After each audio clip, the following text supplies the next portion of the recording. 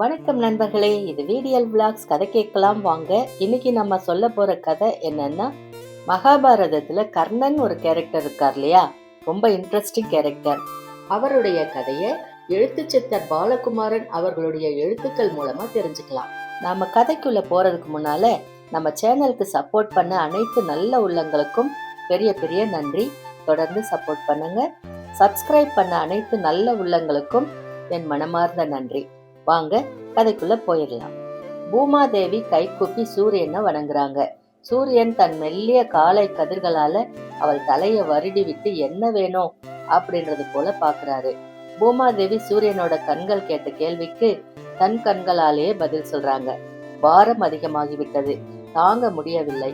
உங்களை போன்றோர் உதவி செய்தால்தான் நான் நிம்மதியாய் சுழல முடியும் அப்படின்னு மெல்லிய வேதனையோட பேசுறாங்க. என்ன பாரம்? ஜனத்தொகை அதிகமாவதா? ஜனத்தொகை அதிகமாவது ஒரு விஷயமே அல்ல. இது போன்ற 3 மடங்கு ஜனங்களை என்னால் தாங்க முடியும். ஆனால் ஜனங்கள் செய்கின்ற பாவ பாரத்தை தான் என்னால் தாங்க முடியவில்லை. ஜனங்கள் பாவம் செய்வதற்கு என்ன காரணம்? ஜனத்தொகை பெருக்கம் காரணம். ஒருவரை ஒருவர் முந்த வேண்டும் என்ற வெறி ஜனத்தொகை பெருக்கத்தால் ஏற்பட்டு வருகிறது. தன்னை முன்னிறுத்தி கொள்கின்ற ஆசை, பேராவல் ஜனத்தொகை பெருக்கத்தால் அதிகமாகிறது. எனவே பாவங்களும் அதிகமாகின்றன. முன்னேற்றத்திற்கு தவிப்பது பாபத்தை சேர்க்குமா பூமாதேவி? சூரியன் அன்பா கேட்கிறாரு. ஆமாம், வெற்றி என்பது எளிதில் கிடைக்கக்கூடிய விஷயம் இல்லை. வெற்றி என்பது ஒரு வேலை கிடைக்க முடியாது போனால் என்ன செய்வது என்கிற ஏக்கம், தாபம் குறுக்கு வழியை தேட முயற்சி செய்கிறது. அந்த தாபத்தால் குறுக்கு வழியை முயற்சி செய்ய பாபங்கள் அதிகமாகின்றன. அது மட்டுமில்லை சூரிய தேவா. சூரியனை நிமிர்ந்து பார்த்துக்கிட்டே பூமாதேவி பேசுறாங்க. வெற்றி பெற்ற பிறகும் ஒரு வகை ஆனந்தம் ஏற்பட்டு அந்த ஆனந்தத்தால் என்ன செய்வது என்று தெரியாமல் பலரின் மனத்தை புண்படுத்த முயற்சிகள் மேற்கொள்ளப்படுகின்றன. இதனாலும் பாபங்கள் அதிகமாகின்றன. பூமாதேவி, உலகத்தில் உள்ள அத்தனை உயிர்களும் இப்படி செய்கின்றன என்றா சொல்கிறாய்? இல்லை, உலகத்தில் ஒரு குறிப்பிட்ட வர்க்கம் இந்த விதமான வேகத்தில் இருக்கிறது. அப்படி ஒரு வேகத்தில் அவர்கள் இருப்பதற்காக, வெற்றியை நோக்கி போவதற்காக மற்றவர்களை அவர்கள் விரட்டுகிறார்கள். மற்றவர்கள் விரட்டப்படுவதால் பூமி மிகுந்த பரபரப்பு ஏற்பட்டு பாவத்தின் வேகமும் அதிகமாகிறது. சரி, நான் என்ன செய்ய வேண்டும்? காத்தலும் அழித்தலும் உருவாக்கலும் என்னை போன்ற தேவதைகளின் வேலை இல்லையே. அவை பரம்பொருளின் 3 சக்திகள் அல்லவா செய்கின்றன. உண்மை சூரிய தேவா. ஆனால் அந்த பரம்பொருள் வேலை செய்வதற்குண்டான கருவியாய் நீங்களும் நானும் இருக்கலாம் அல்லவா? என்னுடைய வேதனையை தீர்ப்பதற்கு பரம்பொருள் ஒப்புக்கொண்டிருக்கிறார். இங்கே வந்து பிறப்பதற்கு ஏற்பாடுகள் செய்து கொண்டிருக்கிறார். இந்த பூ பாரத்தை குறைப்பதற்காக அவர் பிறந்து வளர்ந்து மிக பெரிய யுத்தம் நடத்த போகிறார். நீங்களும் இங்கு வந்திருந்து உங்கள் சக்தியை இங்கு நிலைநாட்டி என்னுடைய வேதனையை தீர்க்க வேண்டுமாய் பணிவோடு கேட்டுக்கொள்கிறேன். நான் மட்டும் இங்கே பிறந்து விட்டால் போதுமா? பரம்பொருளின் இருப்பும் என் இருப்பும் பூ பாரத்தை தீர்த்து விடுமா? இல்லை ஐயனே, நீங்கள் மட்டும் இங்கு பிறக்கப் போவதில்லை. உங்களை போன்ற பல்வேறு தேவதைகள் பூமியில் அவதரிக்கப் போகிறார்கள். விதம் விதமான சக்திகள் பூமிக்கு வந்து மனித ரூபம் எடுத்து தங்களுடைய பராக்கிரமத்தை காட்டுகின்ற விஷயங்கள் நடக்கப் போகின்றன. பராக்கிரமம் வெளிப்படுகிற பொழுது வெகு நிச்சயம் அழிவும் ஏற்படும். அப்பொழுது பூபாரம் குறையும். பராக்கிரமம் வெளிப்படுவது என்பது யுத்தத்திற்கு காரணமாக இருக்கும். யுத்தம் நடந்தால் ஜனத்தொகை குறையும். ஜனத்தொகை குறைந்தால் வெகு நிச்சயமாய் பாவ சுமையும் குறையும். நான் சற்று சந்தோஷமாக இருப்பேன். கவலைப்படாதே பூமாதேவி. எங்களுடைய பாதுகாப்பிலே இருக்கின்ற நீ சந்தோஷமாகவும் திடமாகவும் இருக்க வேண்டும் என்பது எங்கள் விருப்பம். பரம்பொருள் இங்கு வந்து பிறந்திருப்பின் நானும் வந்து பிறந்துதான் ஆக வேண்டும். பரம்பொருள் இந்த பூமியில் பிறந்து விட்டதா? ஆயிற்று சூரிய பகவானே. பிறந்து சில அசுரர்களை வதமும் செய்தாகிவிட்டது. தான் யார் என்பதை தன்னை சேர்ந்தவர்களுக்கு நிரூபித்தும் விட்டார். ஆஹா, பார்க்க வேண்டுமே. சூரிய தேவன் பரபரத்தான். பார்க்கத்தானே போகிறீர்கள். மனிதனாக பிறந்து இங்கே வாழ்ந்து அவரை அனுபவிக்கத்தானே போகிறீர்கள். வெறும் சூரிய சக்தியாக அவர் இருக்கும் இடத்தில் நீங்கள் போனால் அவர் தாங்குவார். அவருக்கு அருகே இருக்கும் மனிதர்கள் தாங்குவார்களா? மற்ற உயிரினங்கள் தாங்குமா? எனவே மிக கவனமாய் நீங்கள் செயல்பட வேண்டும். இங்கே மனித ரூபம் எடுத்து அவரை நமஸ்கரித்து பிரியத்துடன் கொண்டாட வேண்டும். இடையறாது அவருக்கு அருகே இருப்பது உங்களை சந்தோஷப்படுத்தும். அப்படியா சொல்கிறாய் பூமாதேவி? ஏன், இதில் என்ன சந்தேகம் சூரிய தேவா? அவருக்கு அருகிலே இருந்தால் அவரை அனுபவிக்க முடியாதோ என்று கருதுகிறேன். இதென்ன குதர்க்க பேச்சு? கடவுளுக்கு நண்பனாக அவதரிப்பதில் நல்ல சந்தோஷம் இருக்கிறதே. கடவுளை தேவதையாக இருந்து உணர்ந்தீர். இப்பொழுது மனிதனாக பிறந்து அவரை உணர்கிற போது அவருக்கு அருகே அவர் பக்கம் இருப்பது தானே சிறப்பு. தீயவற்றை எதிர்த்து அவர் போராடுகிற போது அவருக்கு துணை இருப்பது தானே நல்லது. கடவுள் தீயவையோடு எப்படி போராடுகிறார் என்று பார்க்க வேண்டாமா பூமாதேவி? ஆமாம், அவரோடு இருந்தால் தானே பார்க்க முடியும். இல்லை பூமாதேவி, அவருக்கு எதிரே இருந்தால்தான் பார்க்க முடியும். சூரிய தேவனே, ஏதோ தவறாக பேசுகிறீர்கள். மிக கவனமாக பேசுங்கள். நீங்கள் தெய்வ வாக்கு உடையவர். பேச்சு தவறி வந்தால் செயலும் தவறாக போகும் வாய்ப்பு இருக்கிறது. நான் தவறாக பேசவில்லை பூமாதேவி, தெளிந்து பேசுகிறேன். வேறொரு விதமான அனுபவத்தை நான் அறிய வேண்டி ஆவலாக இருக்கிறேன். கடவுள் தீயவற்றை அழித்து நல்லவற்றை காப்பாற்ற இங்கு வந்து விட்டார். நான் தீயவர்கள் பக்கம் நிற்க வேண்டும். கடவுள் தீயவற்றை எப்படி அழிக்கிறார் என்பதை பதறி பதறி பார்க்க வேண்டும். கடவுளின் முழு வேகத்தை, பலத்தை, ஆற்றலை, அந்த விஸ்வரூபத்தை நான் உணர வேண்டும். சூரியதேவா, என்ன இது? எவ்வளவோ தெளிவாக கம்பீரமாக பேசுகின்ற நீங்கள் இன்று ஏன் இவ்விதம் தவறாக பேசுகிறீர்கள்? தீயவர்கள் பக்கம் சூரியன் போய் நின்றால் பூமி தாங்குமா? பிரபஞ்சத்திற்கு கெடுதல் அல்லவா? நீங்கள் எப்பொழுதுமே நல்லவர் பக்கம் இருக்க வேண்டியவர் அல்லவா? அந்தனர் குலம் அல்லவா? ஞான சுடர் அல்லவா? நீங்கள் எப்படி தீயவர்கள் பக்கம் போய் தீயவராக இருப்பது? அடடே பூமாதேவி, தவறாக புரிந்து கொண்டு விட்டாய். என்ன தவறாக புரிந்து கொண்டு விட்டேன்? தீயவர்கள் பக்கம்தான் இருப்பேன் என்று சொன்னேனே தவிர தீயவனாக இருப்பேன் என்று நான் ஒரு போதும் சொன்னதில்லை. எப்படி தீயவர்கள் பக்கம் தீயவனாக இல்லாமல் இருக்க முடியும்? தீயவர்கள் பக்கம் சேர்ந்தவர்கள் அனைவரும் தீயவர்கள் தானே? இல்லை, நான் நல்லவனாக இருக்க விரும்புகின்றேன்.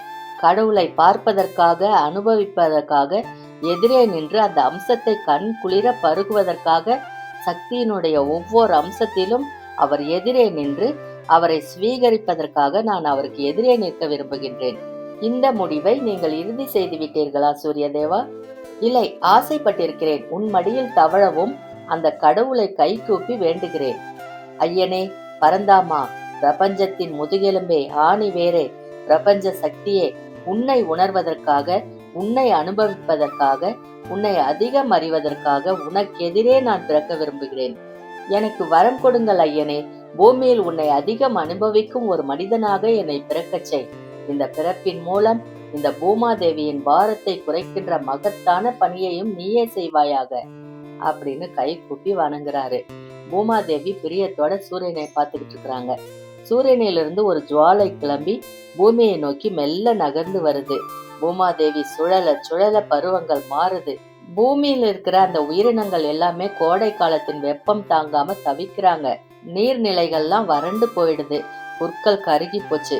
குந்தி போஜன் அப்படின்ற யாதவ குல மன்னனோட மாளிகை ஒன்னின் மேல் தளத்துல யாரும் அதிகமா போக முடியாத ஒரு வெட்ட வெளியில அந்த பெண் நின்னுட்டு இருந்தா. இந்த பூலோகத்தை தேவதைகள் ஆட்சி செய்கின்றனவாம். அந்த தேவதைகள் மனிதர்களை கண்ணும் கருத்துமாய் கவனித்துக் கொள்கின்றனவாம்.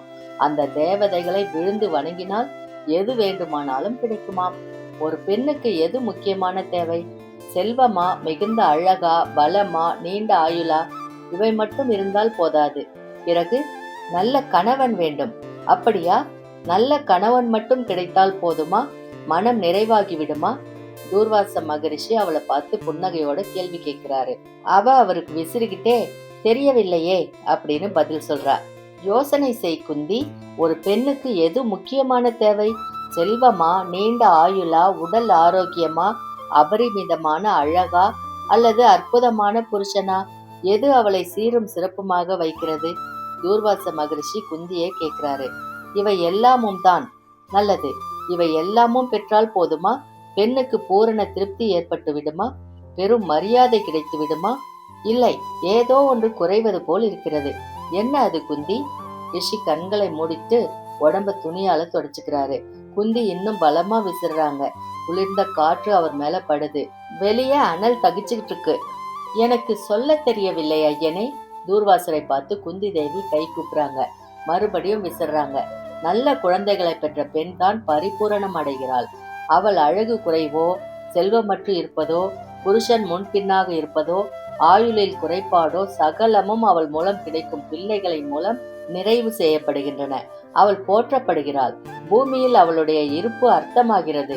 அவள் பிறந்தது பல பேருக்கு பயனுள்ளவாறு நல்ல குழந்தைகள் பெறுமாறு ஒரு வரம் அவள் வாங்கி வந்து விட்டால் அதை விட அற்புதமான விஷயம் இந்த உலகத்தில் எதுவும் இல்லை.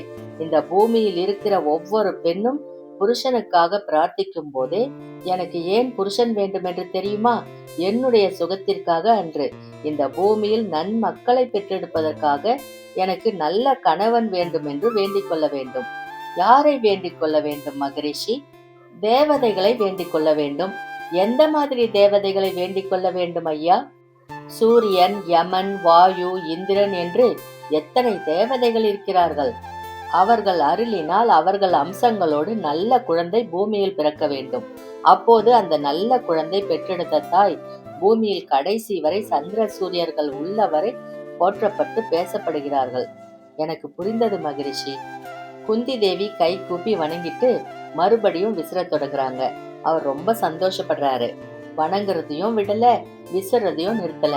இந்த பெண் எவ்வளவு பாந்தமாக தனக்கு பணிவிடை செய்கிறாள் அப்படின்றத பார்த்து அவர் புன்னகை செய்யறாரு. உனக்கு அந்த மாதிரி தேவதைகளை வணங்குகின்ற முறையை சொல்லி தரட்டுமா? மந்திரங்களை என்னிடம் கற்றுக்கொள்கிறாயா? நீங்கள் விரும்பினால் கற்றுக்கொள்கிறேன் ஐயனே. அந்த பெண் மறுபடியும் கை கூப்புறாங்க. மீண்டும் விசிறத் தொடங்குறாங்க. உனக்கு வேண்டும் என்று தோன்றவில்லையா? எனக்கு என்ன வேண்டும் என்று எனக்கு தெரியவே இல்லை. நீங்கள் எனக்கு என்ன வேண்டும் என்று, எது கொடுக்க வேண்டும் என்று தோன்றுகிறதோ, எது எனக்கு சரியாக இருக்கும் என்று நினைக்கிறீர்களோ அவற்றை கொடுங்கள். அவற்றின் மூலம் எனக்கு நன்மைகள் தான் விளையும். தூர்வாசர் அவள் பேச்சுக்கு வாய் விட்டு சிரிக்கிறாரு. சரி, உனக்கு சில மந்திரங்கள் சொல்லித் தருகிறேன். முதலாவதாக சூரியனுடைய சக்தியை எப்படி அருகே வரவழைப்பது என்ற ஒன்றை சொல்லித் தருகிறேன். சூரியனுடைய சக்தியை எப்படி உள்ளே தாங்குவது என்று உனக்கு சொல்லித் தருகிறேன். சூரியனுடைய சக்தியை உள்ளே தாங்குவதன் மூலம் ஒரு நல்ல மகனை நீ பெற்றெடுத்துக் கொள்ள முடியும். ஐயனே, புருஷன் இல்லாமல் இது நடக்குமா? புருஷன் இல்லாமலும் இது நடக்கும். ஆனால் இதை நீ புருஷன் இல்லாமல் செய்யாதே. உனக்கு காலா காலத்தில் திருமணமாகும் அல்லவா? உனக்கு புருஷன் ஒருவன் வாய்ப்பான் அல்லவா? மிகவும் நல்லவனாகவும் ஞானியாகவும் அந்த புருஷன் இருப்பான் அல்லவா? அப்பொழுது அவனிடம் இம்மாதிரியான வரத்தை நான் பெற்றிருக்கிறேன் என சொல்லி அவன் அனுமதியோடு இந்த மந்திர ஜபங்களை சொல்லி பிரபஞ்சத்தின் சக்தியை உன் கருவில் இழுத்துக்கொண்டு திடமான குழந்தைகளை பெறுவாய். நீ இத்தனை நாள் எனக்கு செய்திருக்கிற பணிக்கு, உபச்சாரத்திற்கு என் பரிசாக இதை அளிக்கிறேன். வாழ்வாங்கு வாழ்வாயாக, வா காது கொடு அப்படின்னு சொல்லி அவளை தன் பக்கத்துல வரவழைக்கிறாரு. காதுல விதவிதமான மந்திரங்களை ஓதுறாரு. அந்த பெண்ணும் அதை எல்லாத்தையுமே மனசுல தேக்கி வச்சுக்கிறாங்க. போய் உணவு எடுத்துக்கொண்டு உறங்கப்போ, களைப்பாக இருக்கிறாய் அப்படின்னு சொல்லிட்டு அவரு தூங்கிட்டாரு. மெல்ல அவரை வலம் வந்து குந்தி தேவி தன் அந்தப்புறத்துக்கு போறார். இந்த மந்திரத்தை சொன்னால் சூரியனுடைய சக்தி தனக்குள் வந்து தன் கருப்பையில் தங்கி வளர்ந்து குழந்தையாகி, அடேயப்பா, சூரியனுடைய சக்தி என் கருப்பையில வந்து தங்குமா? சூரியனுடைய சக்தி எனக்கு மகனாக மாறுமானால் சூரியனுடைய சக்தி என்னுள் குடியேறுமா? சூரியனை தாங்குகின்ற வலிமை எனக்கு வந்துவிடுமா? அதே போல வாயு, யமன், இந்திரன் என்று எல்லாரையும் நான் தாங்க போகிறேனா? எவ்வளவு எளிதாக சொல்லிவிட்டார்! எவ்வளவு பெரிய வரம் கொடுத்து விட்டார்! இது வரம் தானா அல்லது விளையாட்டிற்காக எனக்கு சொல்ல வார்த்தைகளா? சிறு பெண்ணாயிற்றே, ஏதேனும் கதை சொல்வோம் என்று தூர்வாச மகரிஷி என்னை சந்தோஷப்படுத்த சொல்லியிருக்க கூடுமா அப்படின்னு பலதையும் யோசிச்சுக்கிட்டு மாளிகையோட மேல் பகுதிக்கு போனாங்க. வெட்ட வெளியில நிக்கிறாங்க. மேலே சூரியன் தகிச்சுக்கிட்டு இருக்கிறாரு. அவனை பார்த்து கை விரிக்கிறா, சிரிக்கிறா, வருக அப்படின்னு அழைக்கிறா. எனக்குள், என் கருவுக்குள் நீங்கள் மகனாக பிறந்தால் எவ்வளவு நன்றாக இருக்கும்! என்ன தெளிவு, எவ்வளவு சக்தி, எத்தனை வெப்பம்! மொத்த தேசமும் வெப்பத்தில் அலைமோதி கிடக்கிறதே. இங்குள்ள சக்தி முழுவதும் திரண்டு என்னுடைய வயிற்றுக்குள் அமர்ந்தால் என்னால் தாங்க முடியுமா? தாங்குமாறு வருக. என்னை பலப்படுத்திவிட்டு என்னில் புகுந்து கொள்ளுங்கள். மந்திரம் சொல்றா.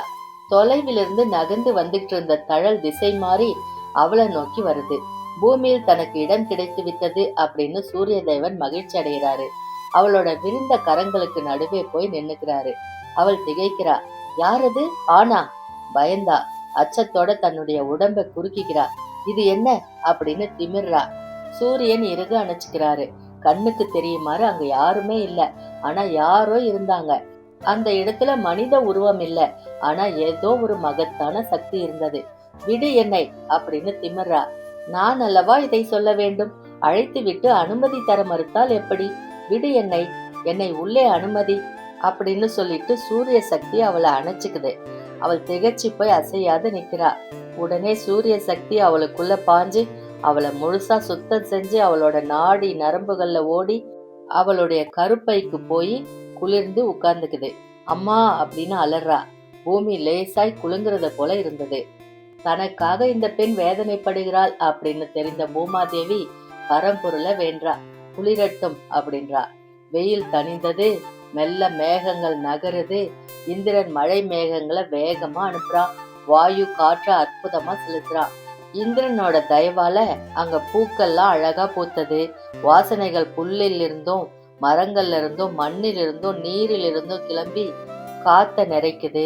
வாயு அது பூமி முழுவதும் நீரோடு கலந்து தெளிக்க மக்கள் அப்பாடா கோடை காலம் போச்சு, இனிமே மழை பெய்யும் அப்படின்னு சொன்னாங்க. அவ தடுமாறி மயங்கி கீழே சரிஞ்சா. வெயிலோடையே மழையும் பெஞ்சு அந்த தேசத்தையே நினைச்சது. அவள் குளிர குளிர நனைஞ்சா. மயங்கிய வண்ணமே மேல் மாடத்துல கிடந்தா. பல இடங்கள்ல சேடி பெண்கள் அவளை தேடி பார்த்தாங்க. எங்கும் கிடைக்காம கவலை ஆயிட்டாங்க. மழை நின்னதும் அவ எழுந்தா. வயிற்றுல கனத்தை உணர்ந்தா. கவலையானா. கவலையில தனிமையை தேடினா.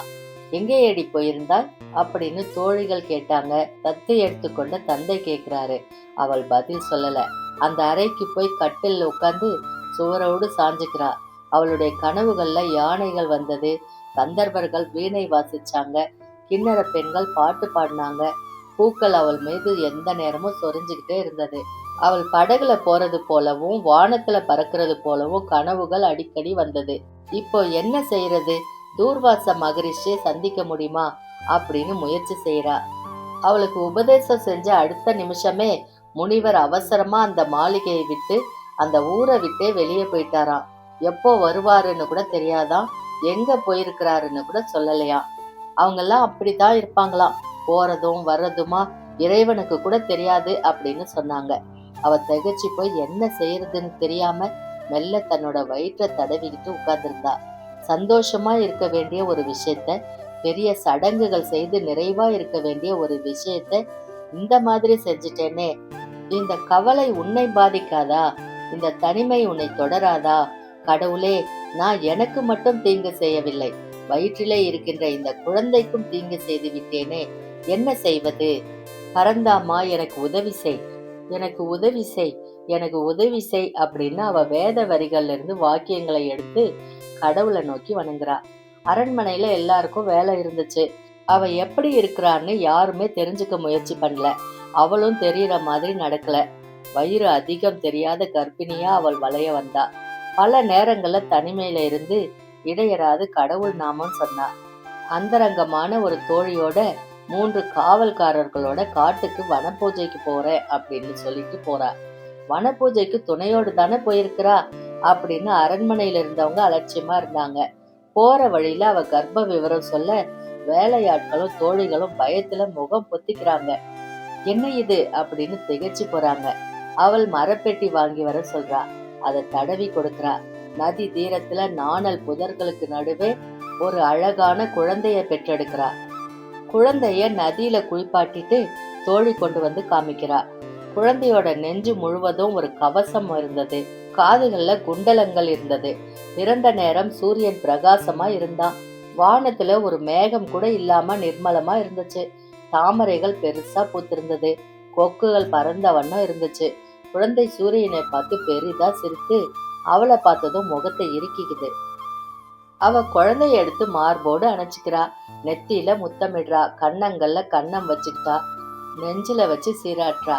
உனக்கு செய்ய வேண்டிய கடமைகளை செய்யவில்லை, உனக்கு அளிக்க வேண்டிய உணவை அளிக்கவில்லை, உனக்கு காட்ட வேண்டிய ஆதரவை காட்டவில்லை. ஆனால் என்ன, கடவுள் உன்னோடு இருக்கிறார். உனக்கு எந்த நேரத்தில் எவர் ஆதரவு தர வேண்டுமோ, எந்த நேரத்தில் எவர் உன்னை காக்க வேண்டுமோ அவர் வந்து நிச்சயம் உன்னை காப்பாற்றுவார். சூரியனே, சூரியனே, இதோ உமக்கும் எனக்கும் பிறந்த இந்த குழந்தையை உன் பாதுகாப்பிலேயே விடுகிறேன். அவனை காத்தருளும்.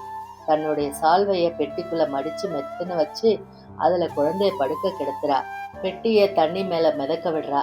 மூடி இல்லாத அந்த பெட்டி நதியில வேகமா அடிச்சுக்கிட்டு போகுது. குந்தி தேவி இடுப்பளவு தண்ணீர்ல இறங்கி சூரியனை பாக்குறா. மன்னித்து கொள்ளுங்கள் அப்படின்னு கரம் கூப்புறா. நீர்ல மூழ்கி எழுந்தா. சூரிய தேவன் குந்தியை பார்த்து சிரிக்கிறான். மன்னிப்பதற்கு என்ன இருக்கிறது? நான் விரும்பிய வண்ணம் பிறந்தேன். உன்னை உபயோகப்படுத்திக் கொண்டேன். நீதான் என்னை மன்னிக்க வேண்டும். உனக்கு மனவேதனை கொடுத்ததற்காக வருத்தப்படுகிறேன். பிறப்பு இப்பொழுது ரகசியமாக இருப்பதால் நான் கடவுளை நன்கு தேடி பார்க்க முடியும். எங்கே இருக்கிறார், எங்கு பிறந்திருக்கிறார் என்று அலைய முடியும். இது ஒரு சுகம். கடவுளை தேடுகின்ற மிகுந்த ஆனந்தத்தை மனிதனாக இருந்து நான் அனுபவிப்பேன். இனி கவலை வேண்டாம். மறுபடியும் கன்னியாகவே இந்த பூமியில் இரு அப்படின்னு ஆசீர்வதிக்க, அவள் கரையேறதுக்கு முன்னால கன்னித்தன்மையை அடைகிறா. தன்னையே பாத்துக்கிறா.